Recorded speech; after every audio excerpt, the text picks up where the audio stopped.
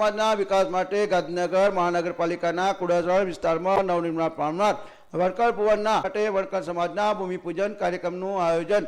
વણકર સમાજના અગ્રણી એવા કરશનભાઈ સોનેરી જેઓ ભૂતપૂર્વ શિક્ષણ મંત્રી રહી ચૂક્યા છે તેમના અધ્યક્ષસ્થાને કરવામાં આવ્યું હતું।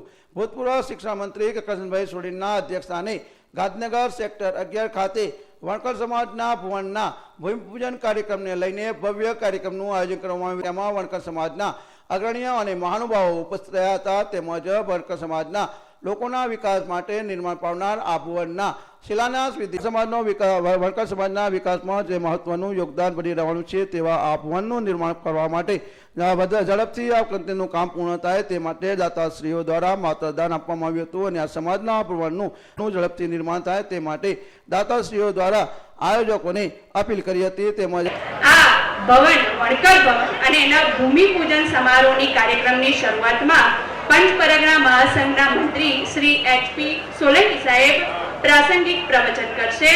આવકારું છું શ્રી એચપી સોલંકી સાહેબને।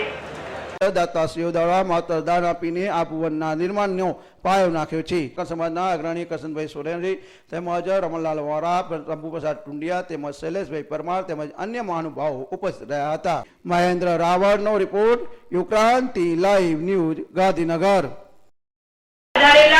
ભાઈઓ બહેનો અને બાળકોનું હાર્દિક સ્વાગત કરીએ છીએ। બરોબર છે। અરે